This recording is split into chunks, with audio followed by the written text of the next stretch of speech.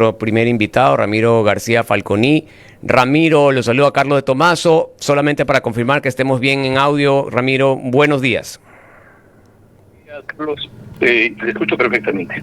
Perfecto, felicitaciones además por esa aprobación de la estancia de investigación que va a tener en la Universidad, me parece que de Oviedo, una gran noticia para su carrera. Ramiro, han pasado demasiadas cosas este fin de semana. Quisiéramos su visión sobre lo ocurrido primero en el caso de la vicepresidenta Verónica Abad. En general, ¿cuál es su opinión jurídica de la resolución tomada en ese sumario administrativo por parte de una directora de sumarios del Ministerio del Trabajo, Ramiro? Una aberración inconstitucional, ¿no? Como usted sabe perfectamente, el presidente y la vicepresidenta tienen un régimen disciplinario sancionatorio específico señalado por la Constitución, que pasa por la fiscalización política de la Asamblea, y de ninguna manera están sujetos disciplinariamente a la Ley Orgánica del Servicio Público, y menos todavía a que una subordinada como la ministra de Trabajo o una funcionaria del tercer orden le inicie un sumario administrativo y pueda suspender a una funcionaria elegida además por voto popular. Así que me parece que es una página triste en el voluminoso libro de arbitrariedades e inconstitucionalidades de los diferentes gobiernos, ¿no? El encargo a alguien en la vicepresidencia, en el contexto de que aún no está en firme por el recurso de apelación, entendemos, de este sumario administrativo, también ha generado pues la discusión jurídica de si ya era el momento de hacer ese encargo o no, o si también se ha dado la ausencia temporal o no, Ramiro. Bueno, aún sí, a ver, primero, si este sumario administrativo fuera válido, que no lo es, pero asumamos que lo es, una suspensión de más de 3 meses, de acuerdo a la Constitución, conlleva una ausencia definitiva de la vicepresidenta. Y lo que correspondía era remitir a la Asamblea una terna para que la Asamblea de esa terna elija a la nueva vicepresidenta.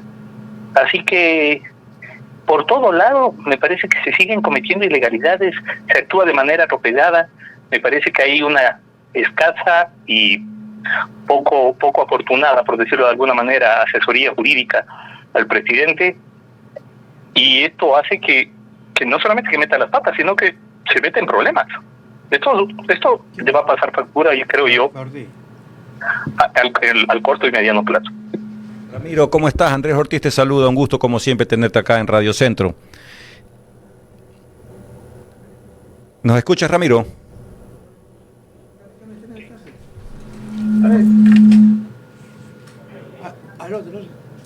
Aló. Buenos días, Ramiro.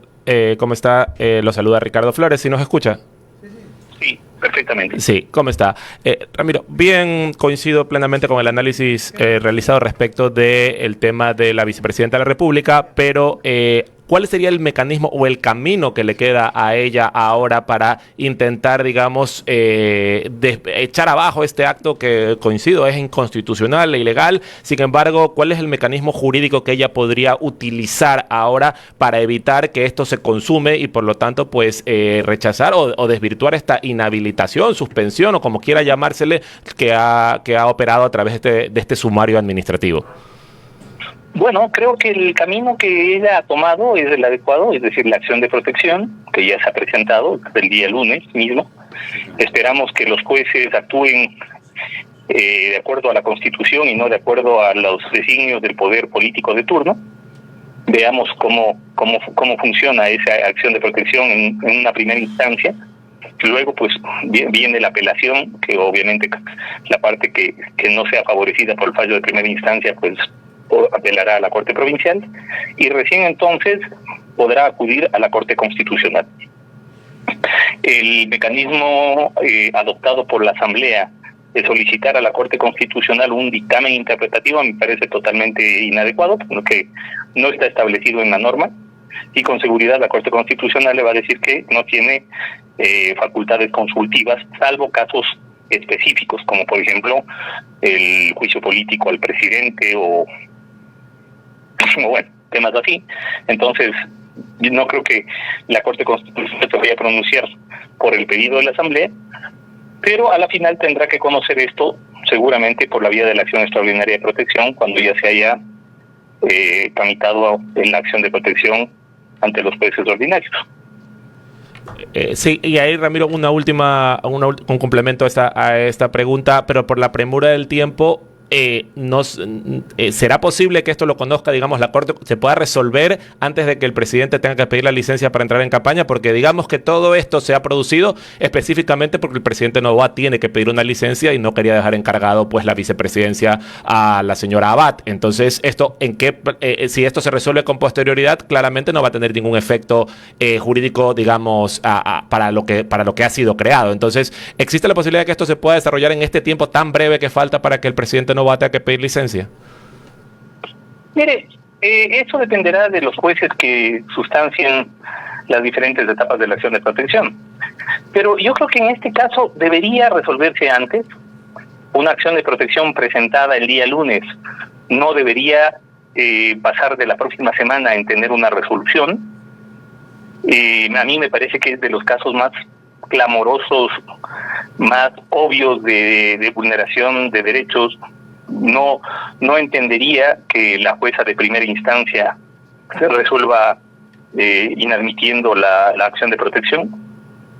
Pero bueno, estamos en Ecuador y nuestra administración de justicia no es exactamente la función más fiable, ¿no? Ramiro, ¿cómo estás? Andrés Ortiz te saluda. Buenos días, un gusto tenerte en Centro Digital y en Radio Centro. Cambiando un poco de tema, nos ha llamado aquí al panel la atención también lo sucedido el fin de semana con la resolución del Tribunal Contencioso Electoral que deja sin candidatura presidencial a Jan Topic. Como tú sabes, el artículo 113 de la Constitución dice que no podrán ser candidatos quienes al inscribir su candidatura tengan contrato al Estado como personas naturales o como representantes o apoderados de personas jurídicas. Es decir, el texto constitucional es muy restringido y no permite otro tipo de interpretaciones y fintas jurídicas como la hecha por el juez Ángel Torres.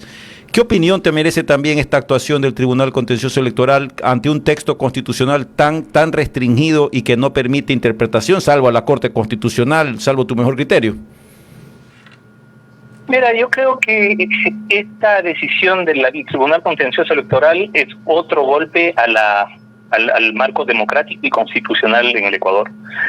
Me parece que hacen una interpretación totalmente extensiva de la norma, en donde ellos llegan a la conclusión de prácticamente de que ha sido una venta simulada de acciones para poder evadir esta prohibición constitucional.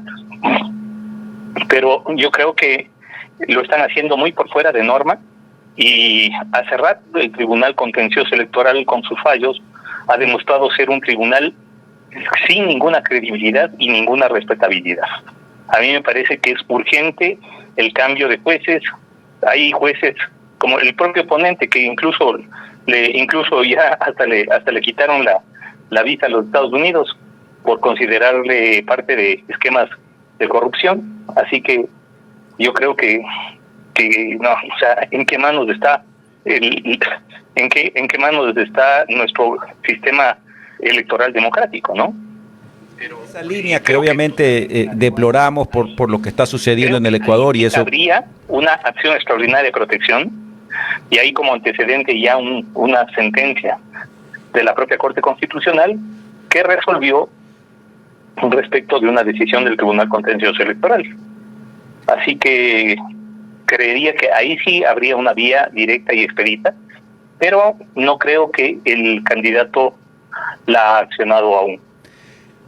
Pero una consulta, es decir, la puede presentar, efectivamente, eso lo estuvimos hablando aquí con Carlos y con Ricardo antes de tu intervención. Sin embargo, nos preocupa un poco los términos, ¿no? O sea, la Corte en principio puede ponerla en prioridad y saltarse. ¿Tú crees que alcanzaría? Porque el instituto... Ha habido ya antecedentes de una atención prioritaria de casos en razón de la importancia o de la relevancia pública de un asunto específico, y este tema es sumamente relevante. Ya, y ¿qué crees? Bueno, hay la posibilidad de acudir a la Corte Constitucional, pero en materia de derechos humanos, ¿tú crees que hay un camino ahí de alguna medida cautelar o posteriormente alguna demanda contra el Estado? Más allá de que ahí es un perjuicio subjetivo, pero en todo caso es una restricción de un derecho tan importante como el de participación en una contienda. ¿Tú ves un camino ahí que se pudiera intentar ante la Comisión Interamericana de Derechos Humanos? Sin duda, sin duda. Pese a la restricción de las medidas que adoptó la Comisión Interamericana de Derechos Humanos en 2015-2016, a pedido de varios gobiernos de la región, entre ellos y sobre todo del gobierno ecuatoriano de entonces. Pero yo creo que sí cabría acudir ante la Comisión Interamericana y requerir una medida cautelar que sería inmediata y de obligatorio cumplimiento. Perfecto. Vamos a otro tema, Ramiro. Ha causado también noticia la publicación por parte de un medio de comunicación de chats que constaban en el teléfono del ex candidato presidencial, ex asambleísta Fernando Villavicencio, ya fallecido. Tengo esta duda pues jurídica en torno a que por un lado existe el derecho a la información, el privilegio del derecho a la información. Por otro lado existe la tipificación de un delito por publicar conversaciones, chats, que no sé si estoy en lo correcto, sin la autorización de las personas participantes. ¿Cómo encajar todo esto de manera jurídica, Ramiro? Bueno, yo creo que aquí han entrado en colisión el derecho a la información, que es de todos, versus el derecho a la intimidad de los participantes en estos chats con el entonces candidato Fernando Villavicencio.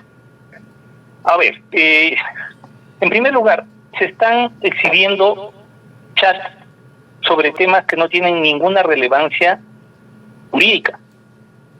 Pero ninguna relevancia jurídica, ninguna. Se están exhibiendo chats de conversaciones por demás coloquiales entre Fernando Villavicencio y varias personas. Y me parece que eso excede en mucho el interés público que podría sustentar la exhibición de chats de relevancia política o de relevancia social. Entonces, a mí me parece que un poco estamos viendo una suerte de guerra interna entre el periodismo nacional, entre dos sectores, y esto nos hace mucho daño como país, porque a la final los dos sectores se acusan unos a otros de corrupción, de requerir dinero de origen ilícito, y el producto de esto va a ser que la gente diga, no creo en nadie. Y si no creo en nadie, pues que se vayan todos, y ese es el caldo de cultivo. Y ahí es donde empiezan a proliferar esos líderes mesiánicos que justamente nos dicen, no creas en nadie, cree solo en mí. No pagues impuestos porque esos impuestos van para temas de corrupción. Es decir, ahí es donde los Milei, donde los Trump, donde los Vox, donde este tipo de movimientos encuentran su arena más fértil, ¿no? A mí me parece que todo esto, pues, es una guerra asesina, fratricida y caníbal entre sectores del periodismo que ya en otras ocasiones las hemos visto, pero ligados a sectores económicos. Ahora el tema es personal. O sea, se está personalizando esta disputa entre periodistas de diferentes medios, específicamente los de la posta versus el resto del mundo, ¿no? Ahora, Ramiro, pero en materia penal, porque en materia constitucional sabemos que el choque de derechos pues los tiene que resolver el juez constitucional y que en cualquier caso pueda ganar uno u otro dependiendo del caso. Pero en materia penal, ¿cómo se aplica ese delito de la publicación de conversaciones? ¿Tiene el Código Integral Penal esta, vamos a decir, exoneración de responsabilidad para periodistas en caso de que la información sea de relevancia pública? ¿Así está establecido en el Código Penal? ¿O cómo es la aplicación de ese delito que muchos de los afectados están diciendo que se está cometiendo un delito, Ramiro? Ya, en el Código Orgánico Integral Penal no existe una eximente de responsabilidad específica para el caso de los periodistas, pero sí existe en la jurisprudencia de la Corte Interamericana de Derechos Humanos. Es más, te digo, yo como abogado del propio Villavicencio, en el año 2016, 2017, pues ganamos el caso, en donde Fernando Villavicencio escribe un artículo en el que exhibe algunos documentos que habían sido calificados como reservados, y justamente alegamos la jurisprudencia de la Corte Interamericana de Derechos Humanos para poner como, digamos, para dejar en claro que la actividad periodística pues no podía ser penalizada por el hecho de informar a la colectividad temas de relevancia social. Entonces, en este caso, la Corte Interamericana de Derechos Humanos se ha decantado por privilegiar el derecho de la sociedad a la información y de los periodistas a ejercer su actividad por sobre el derecho a la intimidad personal. Y Ramiro, y en esa línea penal, y tú que eres el especialista, me pareció leer ayer que hay una preocupación de un sector. Debemos recordar que este teléfono, en principio, por lo menos la Fiscalía no ha sido muy clara, pero entendemos que en esta cadena de custodia que finalmente llegó a las manos, a parecer, de Cristian Zurita, que lo terminó entregando al FBI, que el FBI ha entregado una copia desmaterializada o materializada, no sé cómo se explotada, del celular de Fernando, y que por ahí pudo haber venido la filtración. Que en materia penal, ¿qué pasa? Porque ese teléfono estaba siendo utilizado para descubrir quiénes fueron los asesinos de Fernando Villavicencio. Y claro, ahora esa información que era pues reservada, privada en una investigación previa, resulta que ha sido publicada. ¿Qué va a pasar mañana si hay información valiosa que puede llevar al descubrimiento de las personas que asesinaron a Fernando Villavicencio? Pero esta revelación no está buscando quizá tirarle tierra a esa prueba y más allá del escándalo que está produciendo en otros sectores, como tú muy bien señalas, ¿no será que apunta hacia ese otro lado, que es quitar esa prueba tan valiosa para la investigación penal del caso de Fernando? Bueno, esa es otra cosa, ¿no? Yo creo que ahí sí no hay cobertura de la relevancia pública de la información cuando ya se trata de difusión de material reservado penalmente. Sí, yo creo que ahí sí cabría eventualmente responsabilidad penal por la difusión de información sujeta a reserva, por encontrarse en una investigación previa. Si es que está claro, que si es que está en investigación previa. Ahora, ellos podrían alegar que ya esto no es una investigación previa, que inclusive ya hay un proceso con condenados de por medio, y que esto ya es información pública que con seguridad estaba dentro del proceso. Ahora habría que ver. En todo caso, yo creo que no es la vía penal la adecuada para solucionar este tema, pero sí creo que es un tema que debe debatirse, y sobre todo debe debatirse en medios de comunicación y en portales digitales. Yo creo que es necesario establecer un límite, ¿no? Porque yo creo que no es saludable que el periodismo, por un lado, sirva a intereses políticos y, peor todavía, a intereses delictivos. Porque hemos visto que, de una u otra manera, detrás de la posición de algunos grupos periodísticos, de algunos grupos de información, no solamente están los políticos, sino también el crimen organizado. Y eso es grave.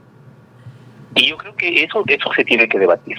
Porque de lo contrario, esto es un costal de lodo que se ha lanzado con ventilador y que salpica a todo el mundo, y que a la final deja a una sociedad sin credibilidad en sí misma. Y esto sí es muy complicado, porque insisto, ese es el caldo de cultivo idóneo para que las peores fuerzas políticas, las de peor estructura, sean las que puedan aprovechar esto. Ramiro, una última pregunta por mi parte. Respecto del contenido de los chats, ayer la una de las personas que pertenece a la posta, de hecho Mónica Velázquez, la esposa de Anderson Boscant, decía que de acuerdo al contenido de los chats, ella señalaba una serie de delitos que supuestamente se habían cometido y que por lo tanto debían ser objeto de investigación por parte de la Fiscalía General del Estado. Yo no soy penalista, pero de la lectura o de la información que yo he podido acceder, no veo el cometimiento prácticamente de ningún delito dentro de esos chats. No obstante, de acuerdo a la experiencia que usted tiene respecto de estos temas, ¿considera que hay algún tema de relevancia penal dentro de lo que se ha expuesto por parte de la posta y estos chats que involucran, digamos, conversaciones desde funcionarios públicos hasta pues ciudadanos comunes, ¿no? Mire, ahí lo que vemos es que está develando la actuación en redes sociales de algunos periodistas o de algunos personajes públicos o políticos, y yo, la verdad, de los chats que he visto, tampoco veo comisión de delitos.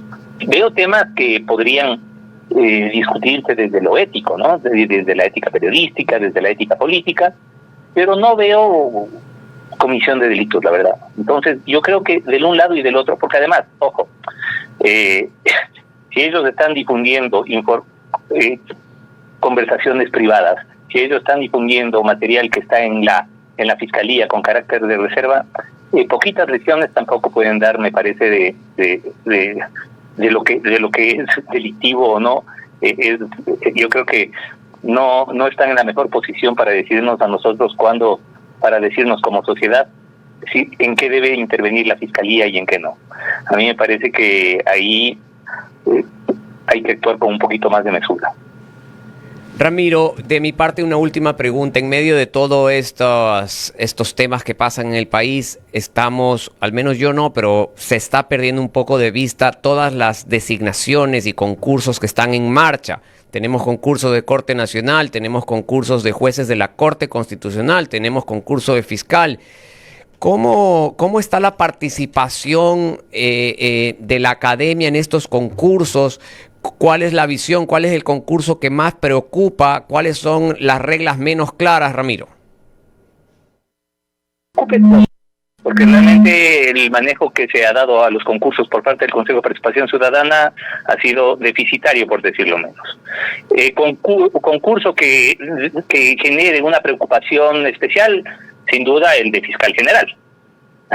En un momento en que nos hemos convertido en el primero o segundo mayor exportador mundial de cocaína, pues evidentemente quien esté a cargo de la acción penal es importantísimo, y es un tema que no solamente nos atañe a nosotros, sino es un tema geopolítico. O sea, deben estar tan preocupados como nosotros o aún más la Unión Europea, Canadá, los Estados Unidos, sin duda.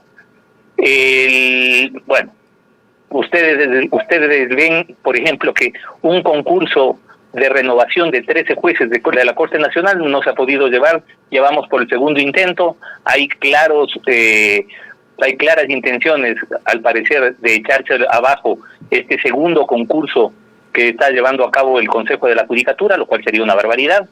El reglamento que dictó el Consejo de Participación Ciudadana para la elección de fiscal general es otra barbaridad, nos garantiza que pueda llegar como fiscal general el más mediocre de los mediocres y con gran puntuación además, porque se está privilegiando la mediocridad y se está puntuando muy bajo la excelencia. Así que yo creo que esto nos debería convocar a todos. Usted me decía, ¿cuál es la intervención de la academia? Ninguna, nula. Y especialmente la de la universidad pública.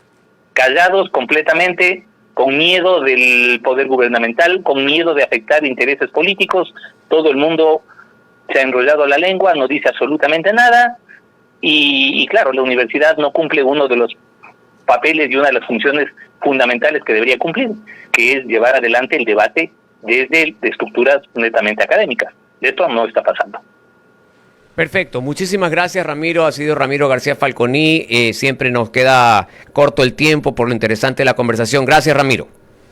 Muchas gracias a ti, muchas gracias a ustedes y un saludo para todos los oyentes.